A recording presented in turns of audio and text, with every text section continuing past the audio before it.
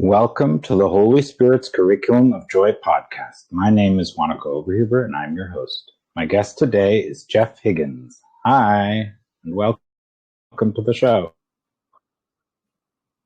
Wanaka, thank you for having me. It's a real honor and a blessing to be here with you and your listeners today.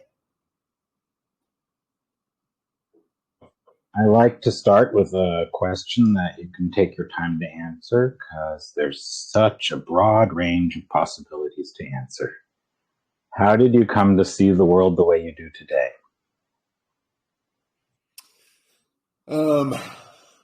Through my experiences, certainly, but I would say through my most difficult experiences more than anything else, that has been the biggest factor in shaping my view of the world today.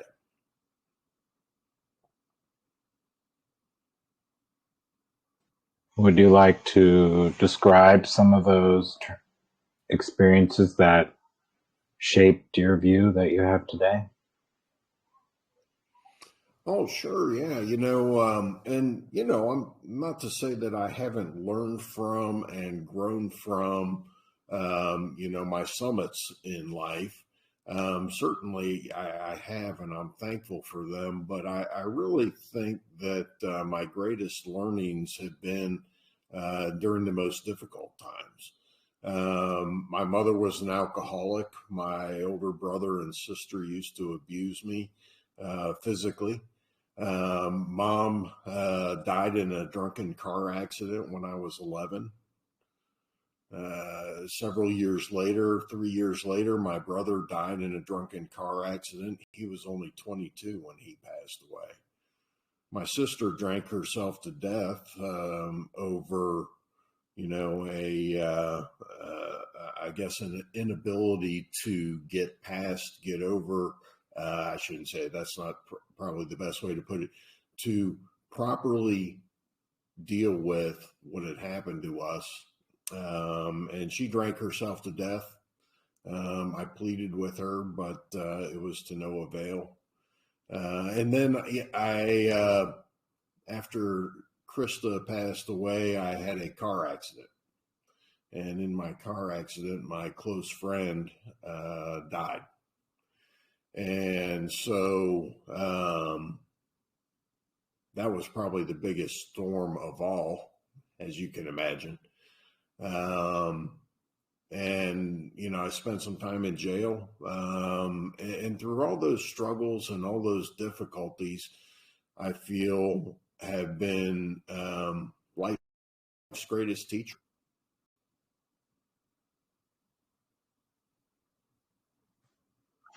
So when you speak of all this, it must be difficult because there's a lot of emotion around it.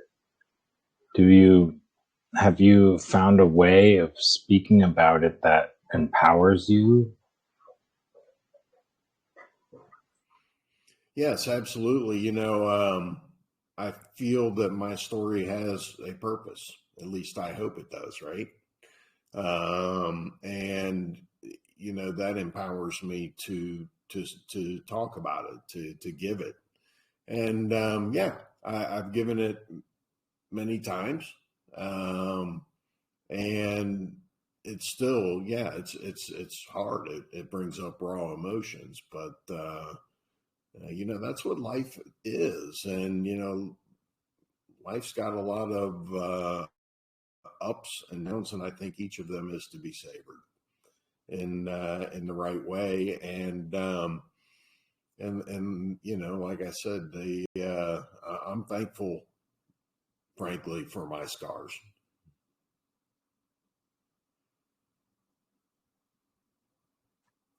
Yeah, some people like to use the words that scar tissue holds better than the way it was before. I don't know if that's true, but anyways.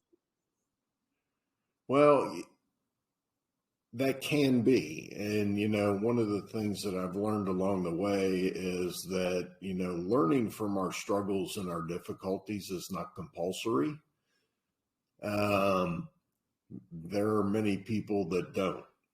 I say our difficulties can make us bitter or they can make us better. But the choice is always ours. You know, are we going to turn our most difficult moments into stumbling blocks or stepping stones?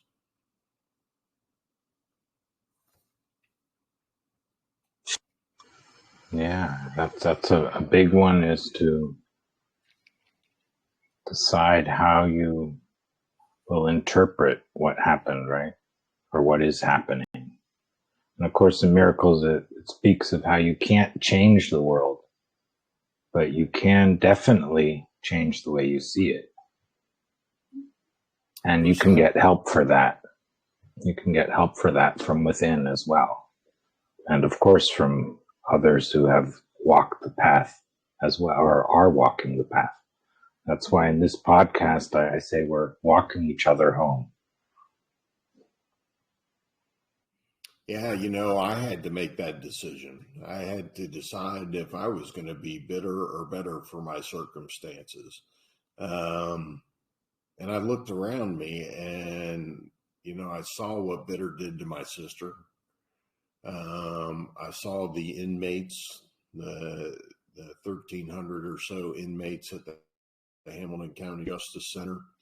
And it was an example to me and a warning of what the bitter life leads to.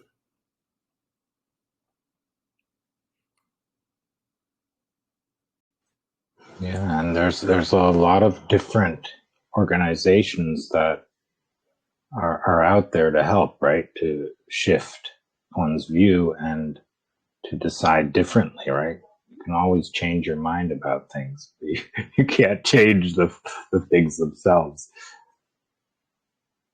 Yeah, yeah. You know, Wanako, I say healing happens through transparency and community. And you're absolutely right. That plays out in organizations like the Susan G. Komen Foundation for Survivors of Breast Cancer, or women who are going through breast cancer. That's Alcoholics Anonymous for, you know, people who have difficulties with alcoholism, like myself, by the way.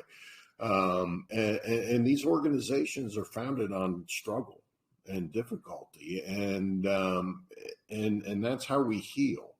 We heal in community when we get together with other folks who understand, have been through our struggle, and we open up and we talk about it because we understand each other and we get each other. And that's when healing happens, in my estimation.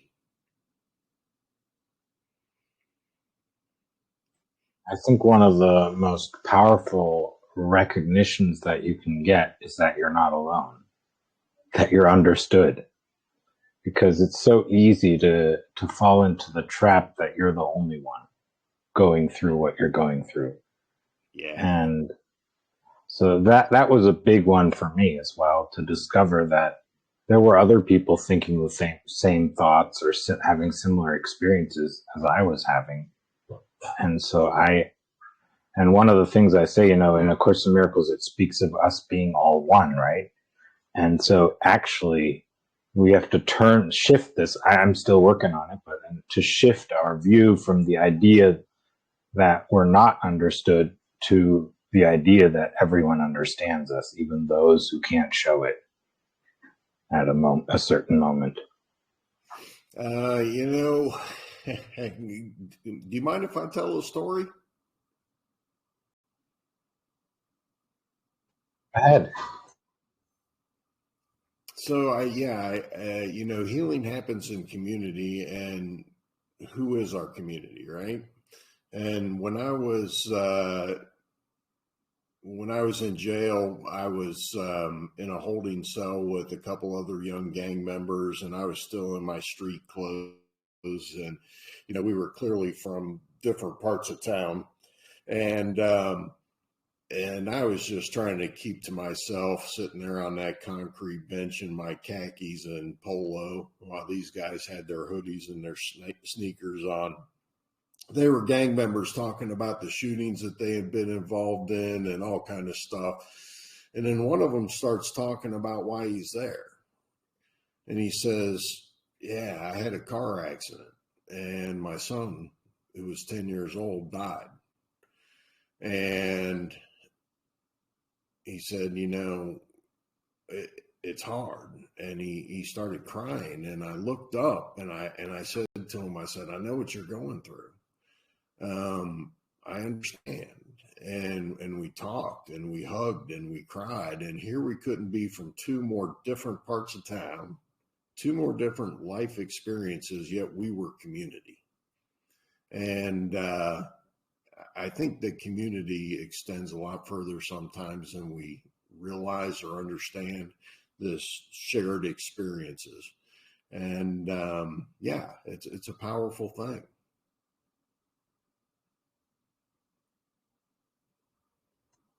Yeah, like I was saying, you can get caught up into the idea that you're not understood. So that's one beautiful step of healing, is to start recognizing that you belong to a huge community of people who are facing the same challenges and have the same thoughts about it, and are also interested in shifting the way they see it to feel better. And so we're like I was saying, we're walking each other home, and we do get, all of us get into these struggles, right? And they're different things. And of course, in Miracles, it basically puts it to one thing. It's either thoughts of separation or joining, right? Of oneness. So you're either having the one or the other. Either you're listening to the ideas that say you're separate, or the ideas that say you're one. And the way you can put it into even stronger words, either guilt or holiness. Either you feel guilty or you recognize the holiness in everyone, right? So, Oh, yeah. yeah, maybe. Yeah, can I talk on that for a moment? Guilt. Yeah, Let's go ahead. I've got a PhD in that one.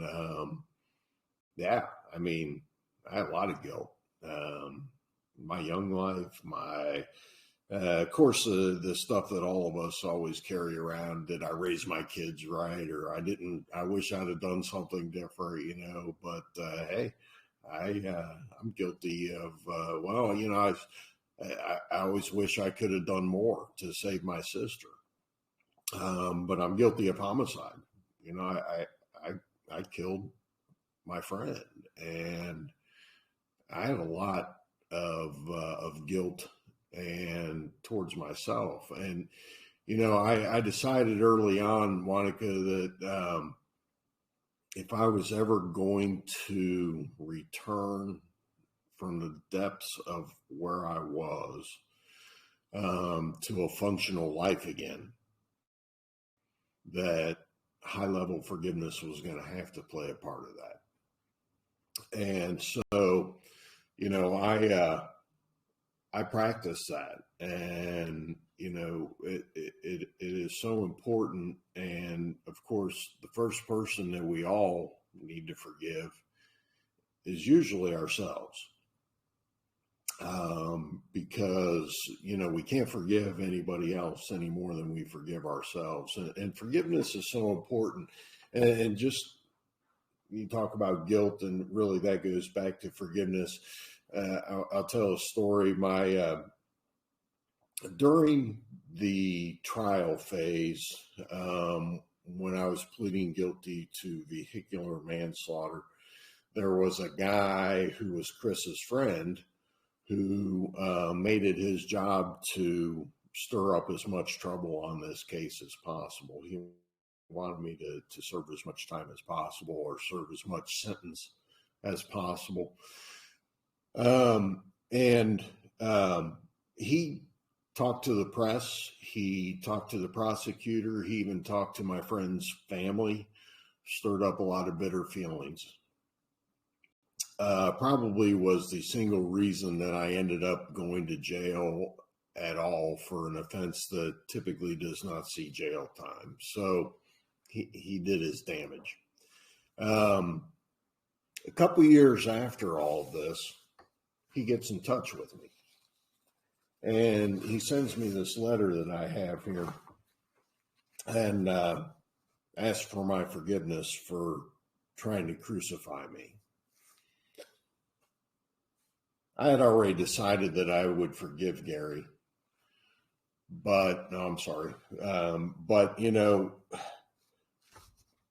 I just knew that that's what I had to do, and it was important to him, and I'm thankful for the opportunity to do that. But Gary was dying, and you know, Gary was trying to reconcile before he died, and isn't that what we try to do, right? We try to die in peace. I was happy to be able to help Gary do that, but doesn't it follow that if we want to die in peace, that we should also try to live in peace by practicing forgiveness?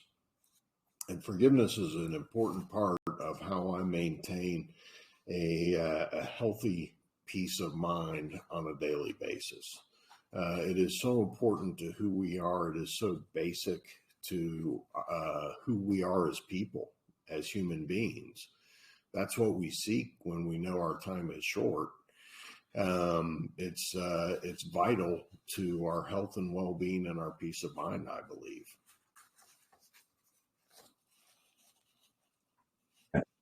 Absolutely.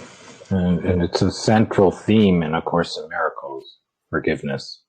And it also speaks of forgiveness being forgiving what never actually happened. So nothing bad actually happened in truth, but our thinking produces, when we think in separation thinking, it produces this feeling of guilt, this blaming, and so on.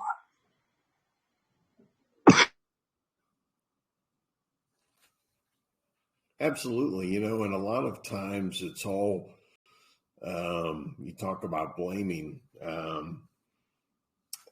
A lot of this is rooted in our desire to seek an answer to the question why. And, you know, sometimes there just are no answers. And it disturbs our peace. It disturbs our, you know, when we're seeking answers when there are none. And I've been there, and it's not a fun place to be. And, you know, I think that there's great power in being able to let go. And this is, instead of saying why, to ask what's next. I just think that that is so critical to being able to move forward in our life without that why roadblock keeping us. I think one of the things you're referring to is the what if idea. What if it had went differently? What if I had acted differently? What if the other person had done something differently? This whole what if thing, and shifting to the decision that you can find peace now. You can choose peace now. You don't have to stay stuck with that. And that means, like you said, you decide differently in this very moment, and you have a very different outlook on things, and then your view of what happened in the past shifts as well. Right. Because I think that's the amazing thing for forgiveness or healing. One of the things, of course, in Miracles is very clear about it. It never happens just for you. It's always something that happens for a whole lot of people at the same time, right? So when you heal, it's a healing for many. And the other thing is that these shifts change the past as well. Not necessarily the facts of it, but the way you see it and the feel you have for it. And then you start shifting what you see in the past, because we tend, you know, when you feel guilty, you're going to see you'll be interpreting all kinds of things as reasons for feeling guilty, that it's justified. You're going to justify it with everything you can find. And if you choose peace instead, you're going to be seeing all the things that have happened that are peaceful, or all the love that has been there. That's all that's going to remain there for you. You won't see the other things that you chose to interpret differently anymore in that way. You'll see the opportunity to feel love ever more deeply. And I think that's so significant. And I'm so happy you're speaking about that.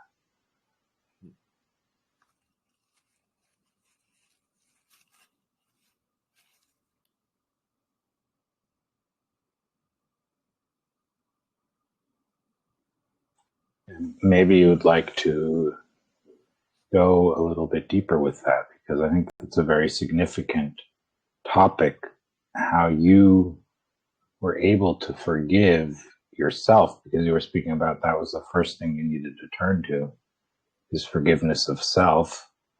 And did you discover when you were forgiving yourself that some of the thoughts that you had were actually nonsense? The thoughts that you had about yourself had nothing to do with the truth of who you are?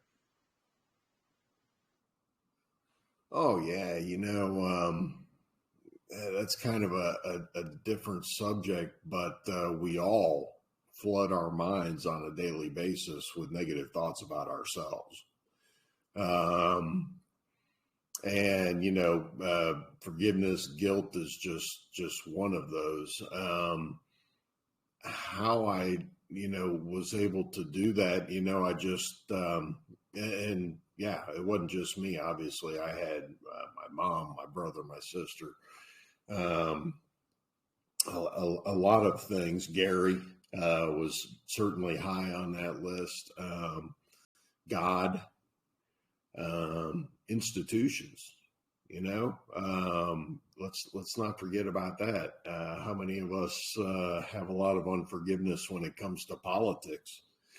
So this translates into every aspect of our life, and we pick these things up throughout the day, and sometimes they're little, and sometimes they're big. I just as I pick them up, I learned to set them down by saying it, by praying it.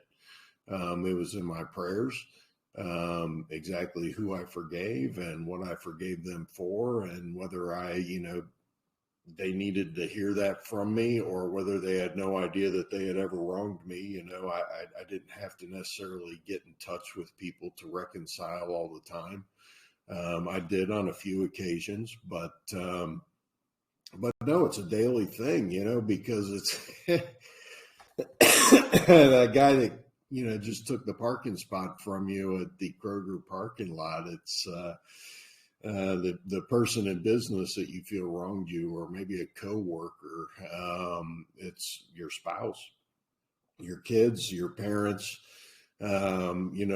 There's a lot of things every day that we interpret as wrongs against us. And I say interpret because they're not all. And a lot of it is perspective. A lot of it is, I just had a case where a guy, I didn't realize it. A guy thought that I was going around him, and I was like, wait a minute, wow, he believed that I was trying to go around him to this other vendor, and I got with him. I said, I had no idea you were working with him, and I am so sorry, and it's about getting and receiving forgiveness on a daily basis, and I try to do it what I call radical forgiveness. I'm a forgiving machine all day long, and it helps me maintain my best self, peace of mind. I truly believe that forgiveness and reconciliation, or whatever you want to call it, grace, is one of the key elements of my peace of mind.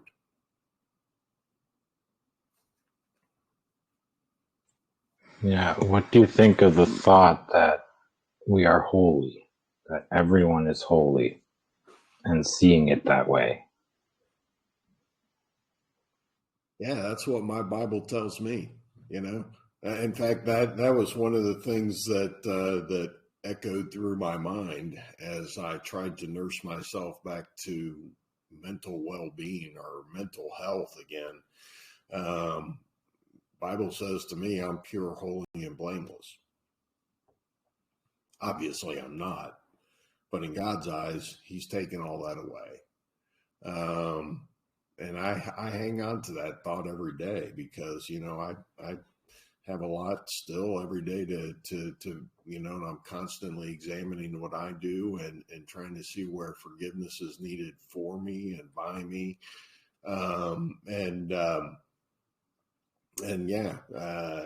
It's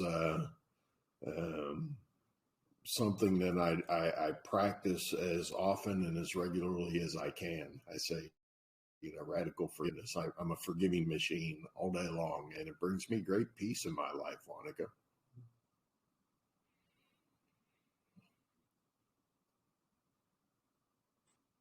That's really beautiful. And yes, to think of God seeing you that way, right? Well, what Yeah, a grace that is. yeah. That's is a good point. One of the things that I like to do in my mind is change my paradigm. Try to understand that the situation may not be as I think it is. For instance, that person that cut me off, maybe something happened. I don't know. Maybe the person that was rude to me at the checkout counter is having the worst day of her life, for all I know. And there was a story that I vividly remember from when I was younger about that. And I don't know if it's true, but it kind of hits home about this guy who's riding home on the subway in this car. And there was a guy there that was sitting in his chair, and he had 5 children on that car with him. And he was just kind of sitting there with his head slumped down and just not paying attention, just kind of off in his own little world while his kids were running around and just like terrorizing the train car. Totally out of control. And this lady went over to him and said, "Sir," she said, "your children are disruptive. They're disrupting the train car, and can you please do something about that?" And he looked up at her and he said, "Wow." He said, "I'm sorry. I just found out that their mother died, and I'm trying to figure out how to tell them. I'm so sorry. I didn't notice." And that story's always stuck with me because of its stark poignance, right? Of how the situation very oftentimes is much different than what we perceive it to be. And I try to give that benefit of the doubt anywhere and everywhere I can. That helps me a lot on my forgiveness journey, my radical forgiveness. And, for instance, I'll give you a prime example. So I was an alcoholic, am an alcoholic, however you say it. And, I'm a proud card carrying member of Alcoholics Anonymous. I think it's found it to be a great organization. And joining AA and getting sober myself helped me to understand what I'd never understood before and what caused me a lot of great pain, which was my mother, my brother, and my sister. Why couldn't they stop?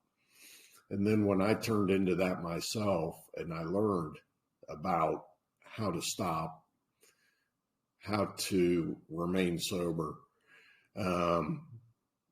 it helped me to understand them and why they ended up being the way they ended up. And I'm just thankful that, they were enough of a warning to me that they kept me from, frankly, dying.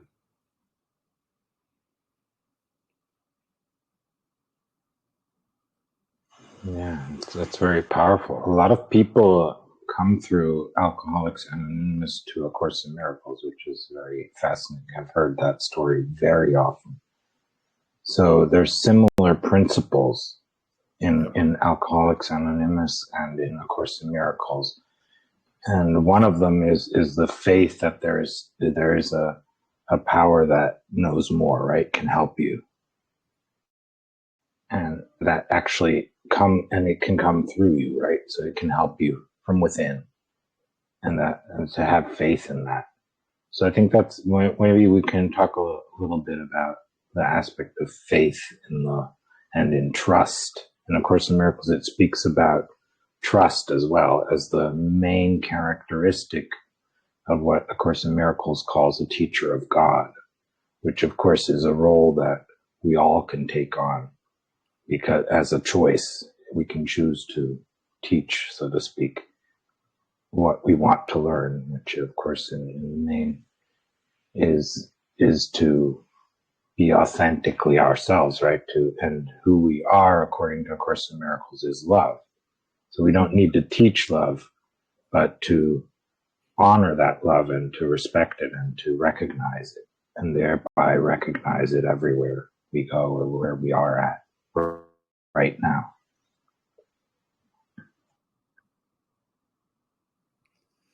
Yeah, boy, you talked about a lot there.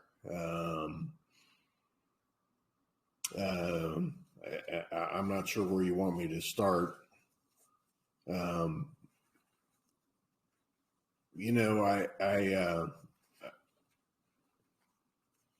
it is important, I think, to remember that even in our most difficult times, that we're not by ourselves. Um, and I had that experience, a couple of times myself. On my 40th day in jail, a nun who didn't know me and I didn't know her showed up to see me in jail. And I believe that the veil between us and our higher power is thinnest when we are the most broken. And Sister Karen showed up that day and was able to reach into a deep, dark corner that I was in, where I felt so removed from everybody else's reality that nobody could reach me. And a little old nun who didn't even know who I was, and I didn't know who she was able to reach in and touch me. I have my own thoughts about Sister Karen, but and what exactly that was and what happened there. But I just we should all be a Sister Karen to somebody out there. I think that would be a good thing, reaching out to the people that are in difficult times and having difficulties. That's what I'm trying to do with my experiences. And that's, I think, um, an inspirational way to live a life.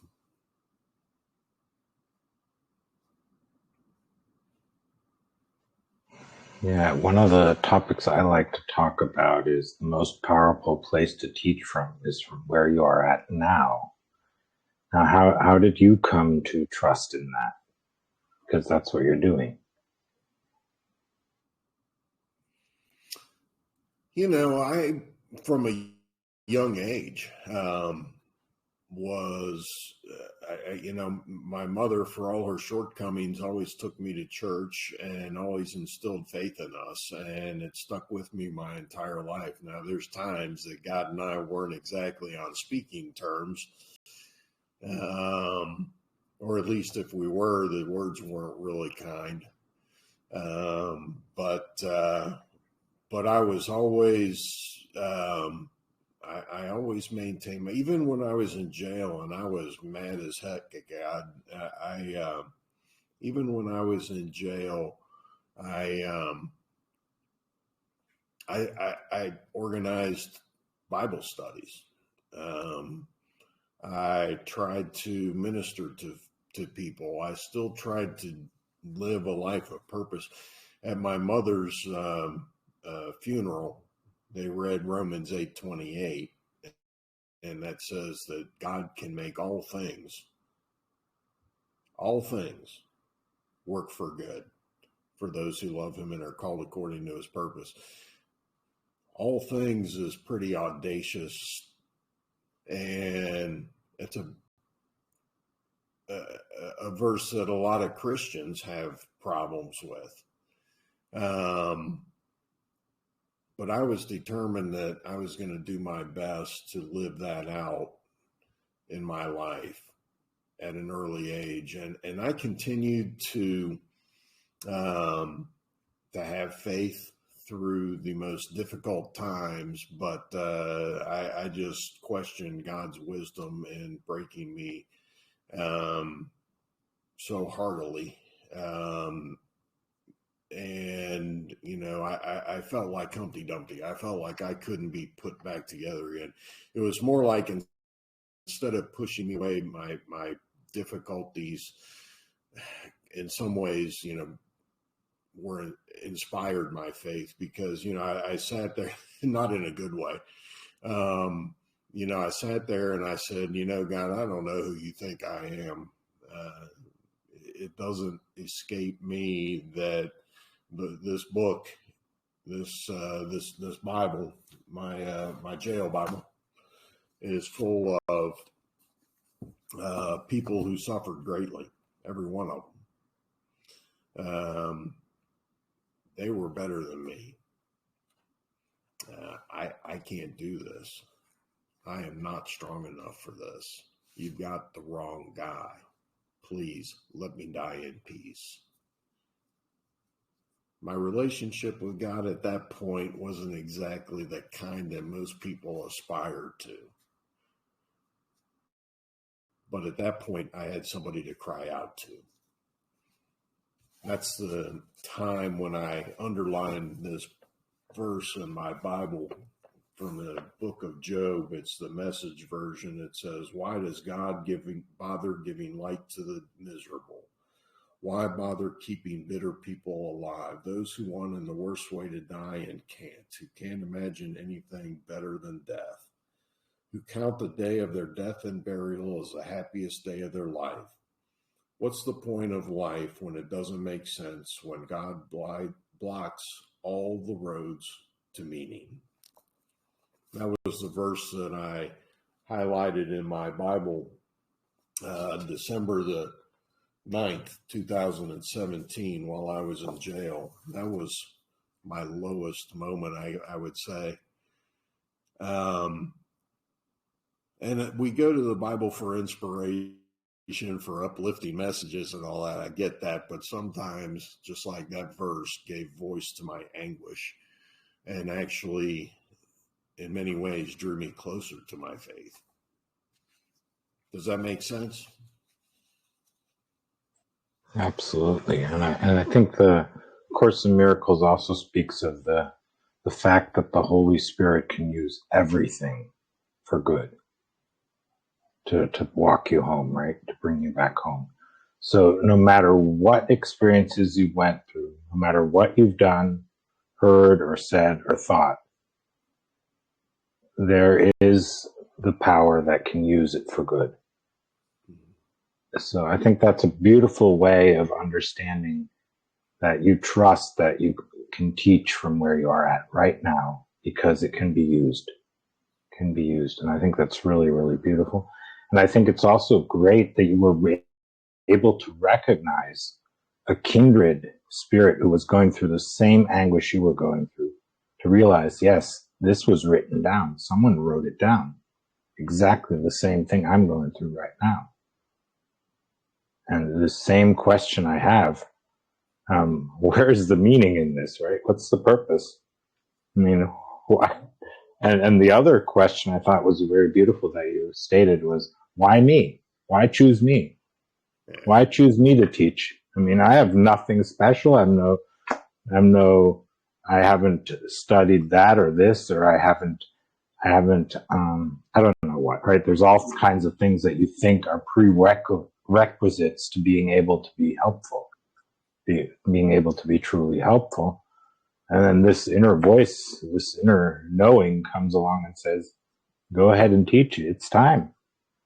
Yeah.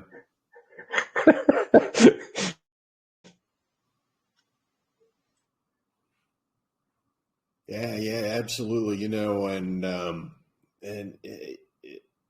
it's amazing what I've been able to do. And I'll just give you my own experience, but I know of plenty more, of organizations and companies that, were started and born out of adversity, out of difficulty. But for me, it's this isn't the life you would choose, right? Nobody says when I grow up I want to be divorced. That not something I've experienced. I want to lose a child. Also, not something. Nobody grows up and says I want to be bankrupt or lose my job. Life happens, and it happens sometimes on its own terms. And like I said, we like Job can ask why, right? He starts off that passage I just read with why. But that's just going to lead us to the same answer, which is sometimes there is no answer. And I can spend the rest of my life deeply disturbed by that question. Why did my friend who was sitting a foot from me die and I walk away without a scratch? Why was it him and not me? There's a lot of whys that we can never answer. And that's why it's important to focus on what's next. I climbed Mount Rainier and when I was 50 years old, and I raised money for a special needs school in Guatemala. And as I was climbing the mountain, sometimes you look up and you can't see the summit. You look up and it's just like a glacier in front of you, and it's very steep, and you got to climb up that, and so you kind of get disheartened because you're already tired, you're exhausted, you're a million things. And I found at those times, as in the most difficult times of our life, when we can't really see the purpose, when we can't really see the goal, that eventually you'll get there if you just keep your head down and keep making that next step. Just keep making those next steps. And, I decided at some point that I would persevere. Maybe it was after Sister Karen visited me. I don't know. But that was a decision that, we can make, and we can persevere if we just keep putting one foot in front of the other. I'm nothing special. I've been, given some difficult situations in my life, some self-inflicted wounds. But I've been able to now come to a point where I'm living my best life ever, in spite of, some very challenging circumstances. And I hope that is something that brings hope to people.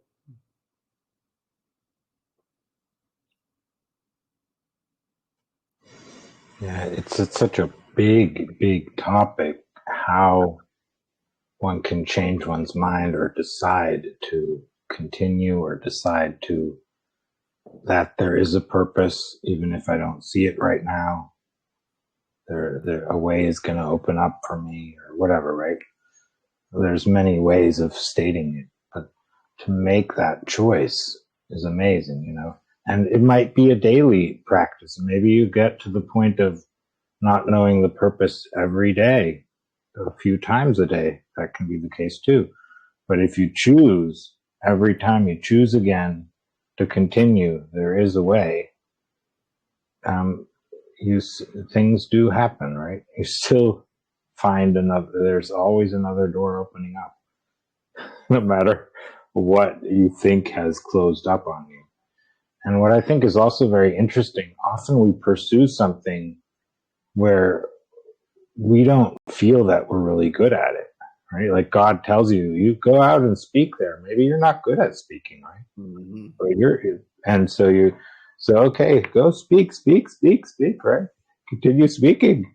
Okay, you mess up there, you mess up there, you mess up in this other place, it all goes wrong, and you still continue.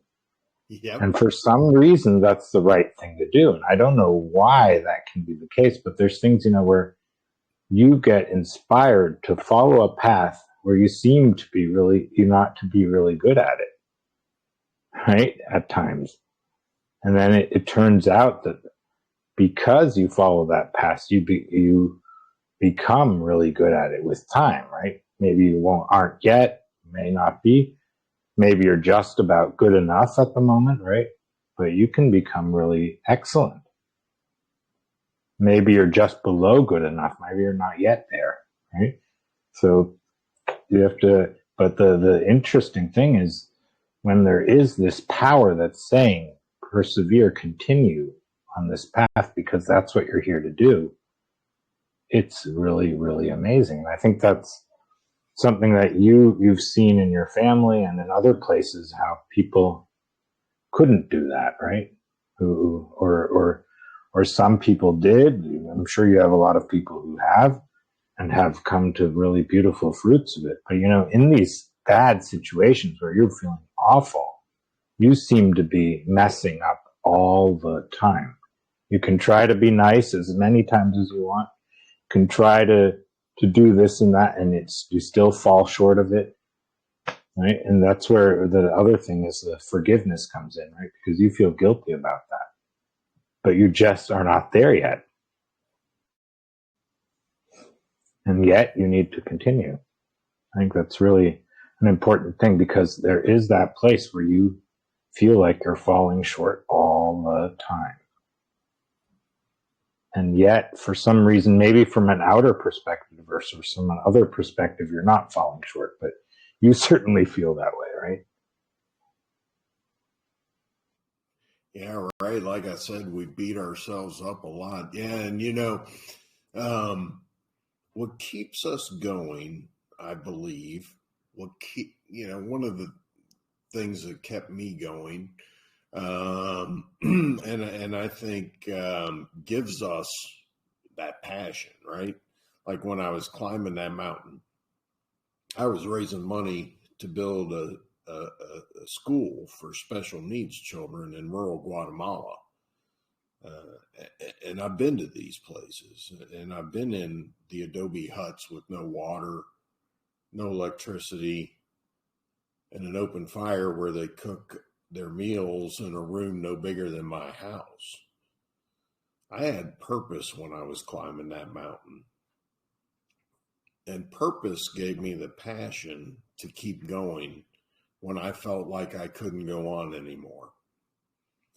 And I believe purpose is just so vitally important, and not enough people that I run into feel like they have purpose in their life. And it's, we talk about, being our best selves and being our best in our head, between our ears, and being our best in life, I believe, in large part depends on our ability to live with purpose. I firmly believe that. And to illustrate that point, there was a friend of mine. He used to be a cop. And as a police officer, he was oftentimes with people who were dying. And he said, he found it curious that in their last 30 seconds of life, they said two things. I wish I had more time. And did I make a difference? Did I make a difference? That living with purpose beyond ourselves is so important to who we are as people that in their dying moments, that's what people want to know, that they made a difference. And so I think that a lot of people struggle with this. And a lot of people want to live and know their purpose. And they kind of think that, well, I'll wait, my purpose will come to me, and, I'm sure I'll see it, or I'll know it when I see it. And there's some truth to that, but I encourage people to, instead of waiting for your purpose to come to you, that if you want to find purpose in life, do it in the little things. Do it in the things that you do, like climbing a mountain, and that turns your everyday endeavors into something more than just a middle-aged guy trying to cross something off his bucket list, right? It keeps us going, and it gives us passion. Meaning and purpose in life is so vitally important to the way we're made. And I encourage people, another way to find meaning and purpose in life is through our difficulties, through our struggles. Many people are familiar with the 5 stages of grief: denial, anger, bargaining, depression, and acceptance.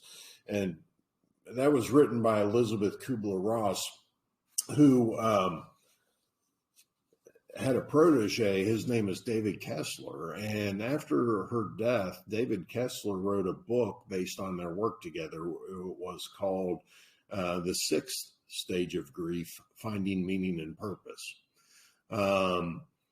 That very oftentimes we find our meaning and purpose in our most difficult moments in life, whether that be through the Susan G. Komen Foundation, that was founded because Susan G. Komen died of breast cancer at a young age, and her sister started the foundation.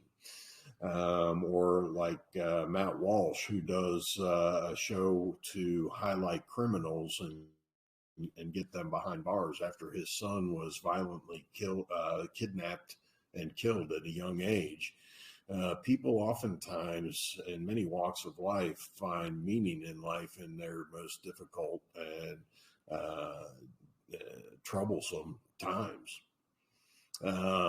And so I encourage people, search your most difficult times, search your passions, search and find ways to attach purpose to what you do. We used to have a Super Bowl party, which it's a big football event here in the United States, especially. But we would have people over, and we would say, don't bring anything except for donations to the local food pantry. So we would add meaning and purpose to, a great party that we had, and that made it more. It made it better, and it makes life, I guess, meaningful, right? So, I would say when it comes to finding passion and keeping going in life, even when it feels like you keep, taking 3 steps back and 2 steps forward, when you have meaning and purpose, that's when the chips are down. That's what keeps you going, I believe. And it's very important.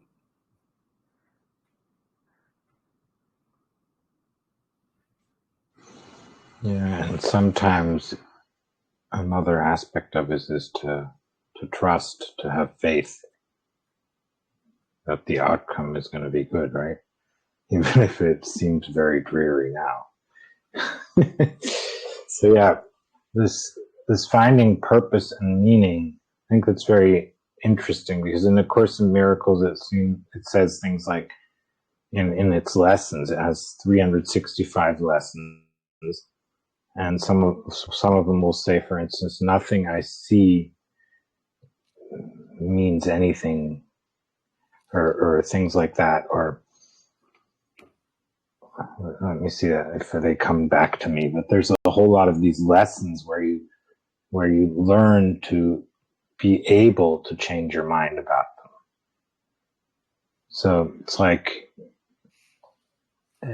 for instance, being angry never is justified, or being mad is one of the thoughts that comes there in different words. I'm not using the same words that it uses in the book.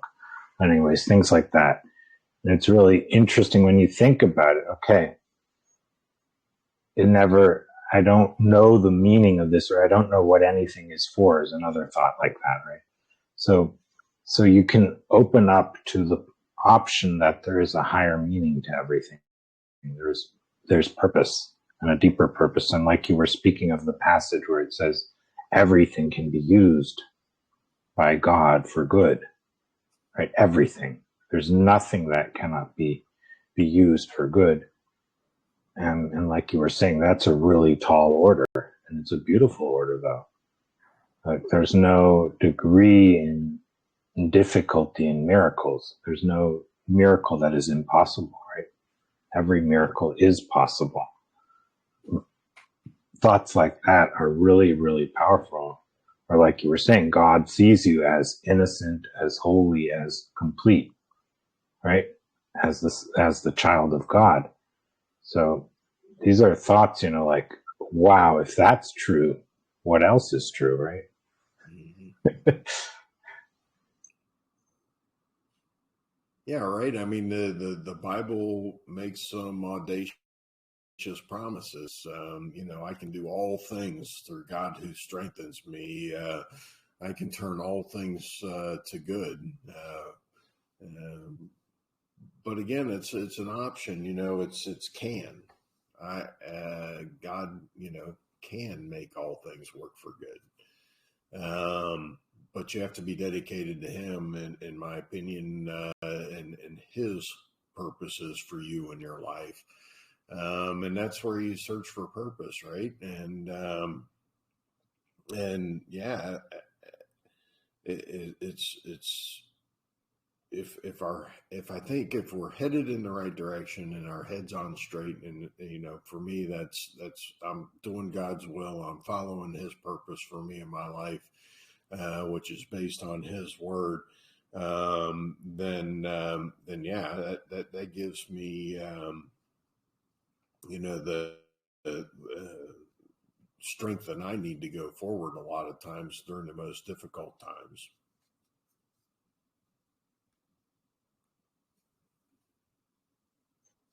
Yeah, it's a very powerful thing to think about. Also, that, for instance, the idea of freedom, it comes through God's will, not through our own separation thinking, not through separation thinking. It comes through the joining with the will that is the will for the highest good of all, right? Of our highest good.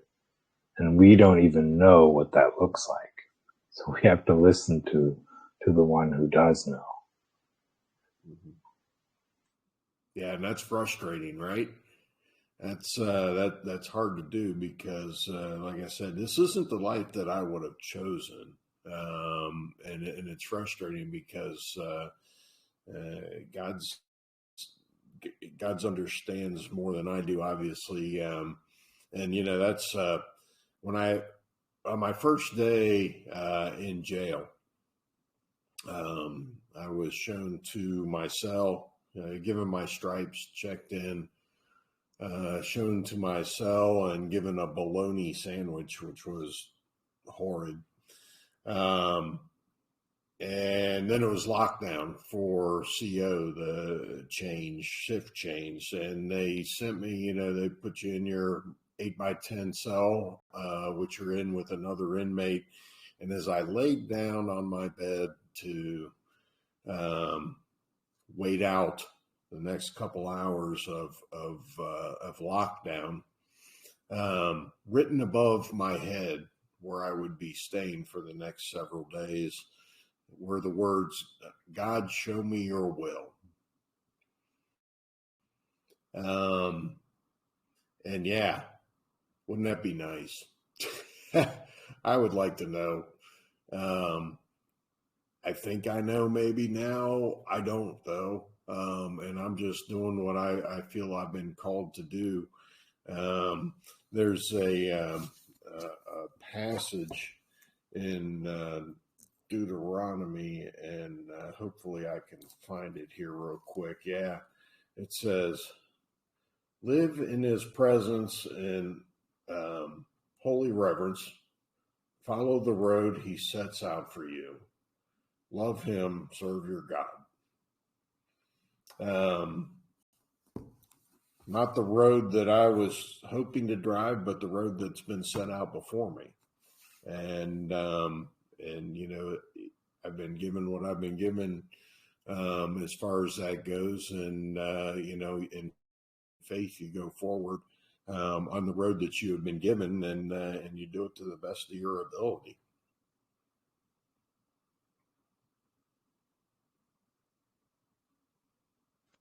Yeah, I thought that was a beautiful reflection, the recognition that I don't know what God's will is, right?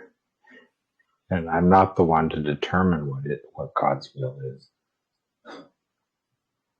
So yeah, this is a very, very powerful thing, is this trusting, and this trusting in the will of God being the will, the one will that unifies us, that brings peace to everyone and to everything. While the will that we sometimes think we need to follow, or often actually follow, is the will of separation, where that doesn't feel that way, right? And we also tend to fight against the will for that is peaceful and joyful and freeing. So how did you? And so I think you must have developed a way of continuing despite that fight within you against the will of love and joy and happiness.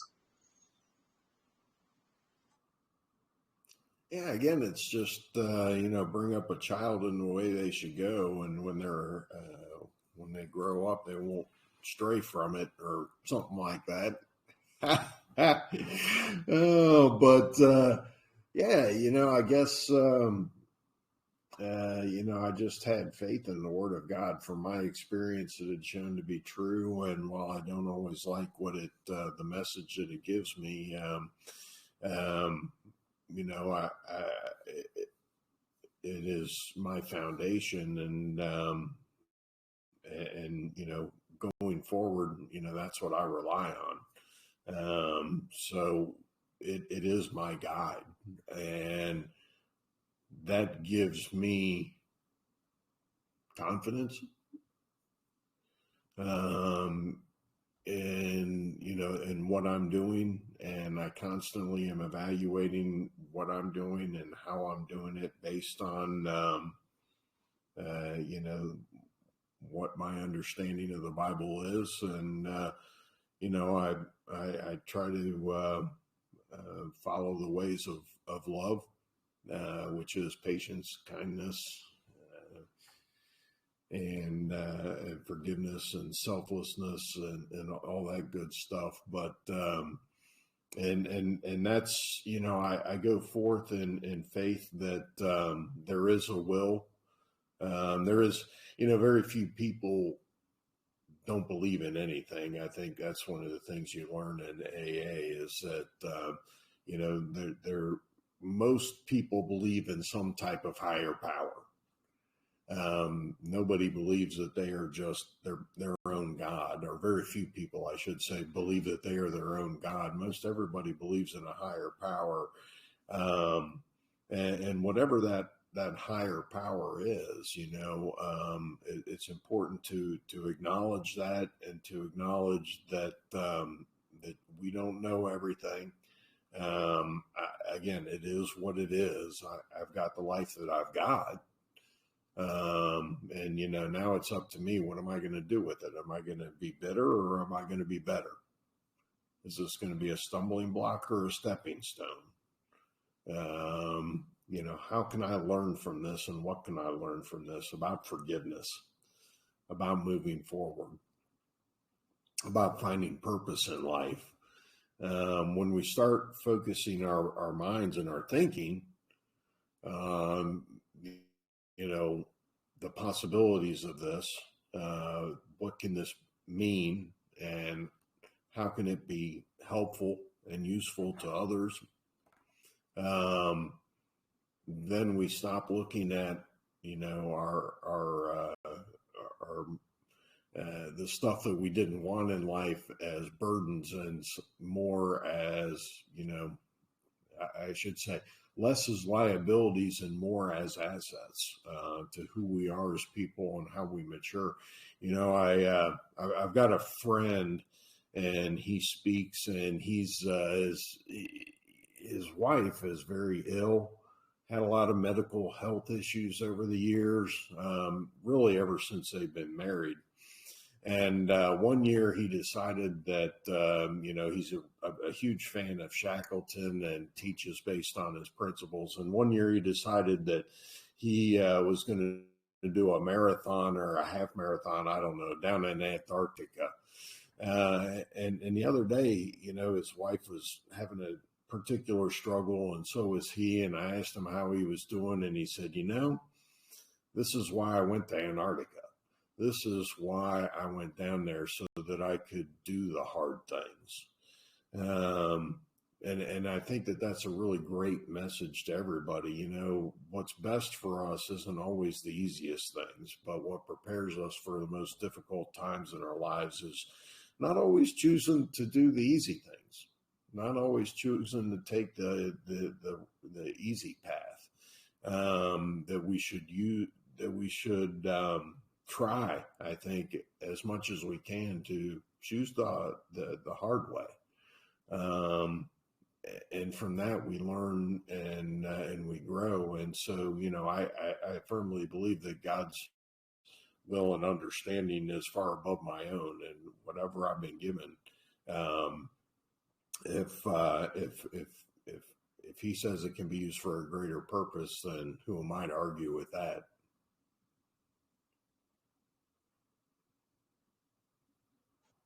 Yeah, that's very powerful to say. Who am I to argue with that? This has purpose. God says, come on, go out and speak. Share your story. Speak about it. Let people know. And don't hold back. And whatever else, right? But coming through. Yeah, who are we to argue with that? Yeah. We may argue with it as long as we like, but in the end, we'll probably do it anyways. So yeah, thank you for this conversation. It was great. Do you have anything you'd like to answer to that I haven't asked? No, just Why I shouldn't say no. Yeah, just a quick thought that life can get tough sometimes, and life can get difficult, and there are those summits, and there are those struggles, and like my daughter said, adulting. My daughter, she said that adulting is hard.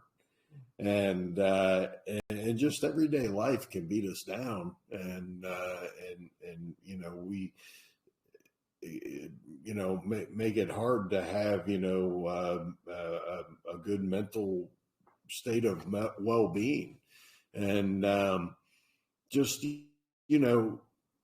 keep going forward, and every day, and just remember that there's always better days ahead, no matter what you're going through, no matter how deep and dark the valley is. I think I've been there, maybe more than once, and there is a way out. I don't care how deep and dark that valley is, and I pray that that is comfort to some going through it.